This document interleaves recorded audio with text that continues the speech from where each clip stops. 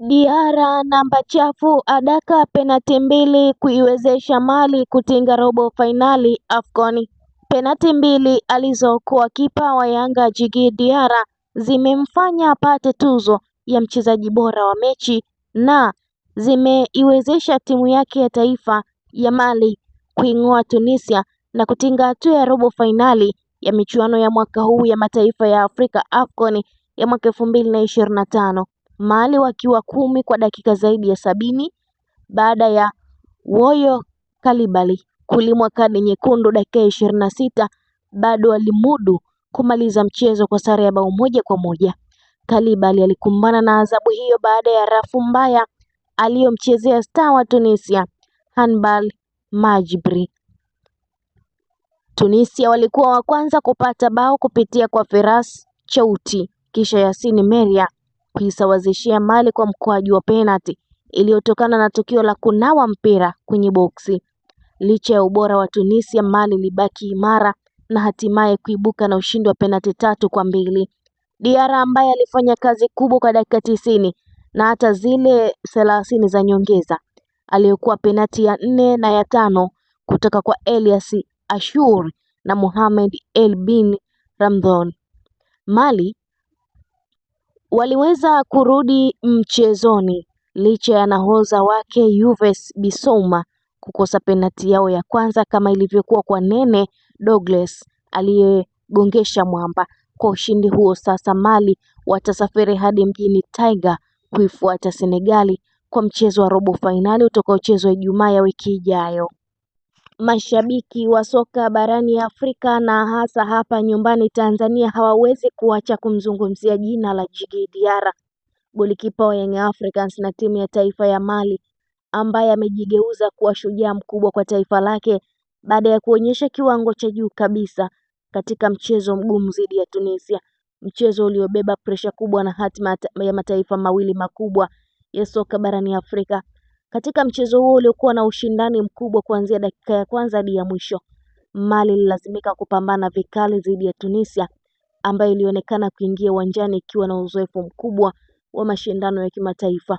Lakini kilichofanya tofauti kubwa siku hiyo ni uimara wa Djigui Diarra langoni, golikipa ambaye mashabiki wa Yanga wamekuwa wakimfahamu kwa uwezo wake mkubwa wa kuokoa mipira miguuni.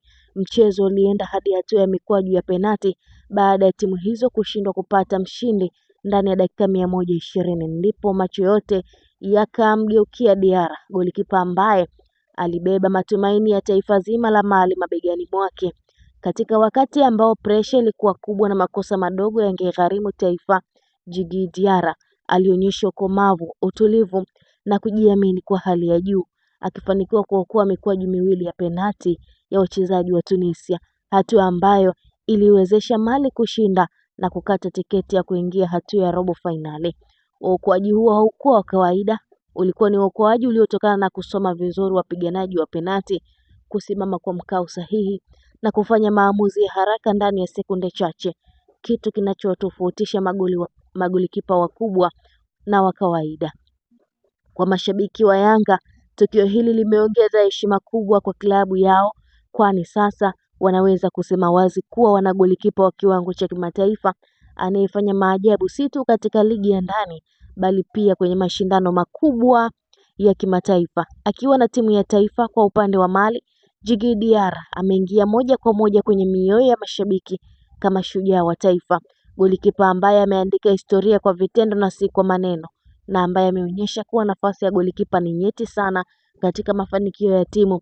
Ushindi huu dhidi ya Tunisia umeipa Mali morali kubwa kuelekea hatua ya robo fainali, huku Djigui Diarra akionekana kuwa silaha kubwa ya taifa hilo katika mechi zijazo, hasa ikizingatiwa kuwa michezo ya hatua za mtoano huhitaji zaidi nidhamu, umakini na golikipa imara.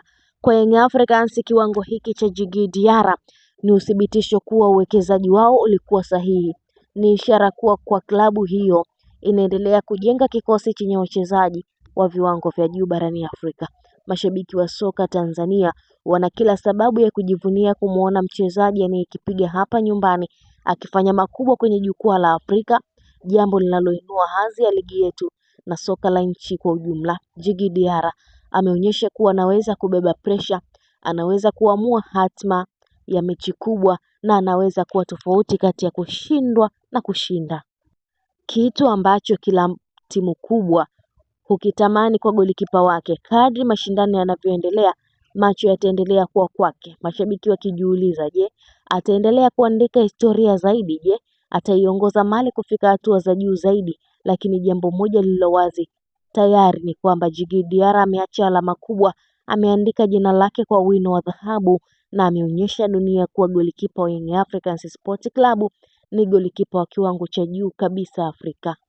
Na mtazamaji wetu wa Malkia wa Soka, endelea kutufuatilia, pia usisahau kulike, kushare, kucomment pamoja na kusubscribe channel yetu ili uendelee kufurahia kujumuika na taarifa zetu mbalimbali za kimichezo kutokea ndani na nje ya mipaka ya Tanzania.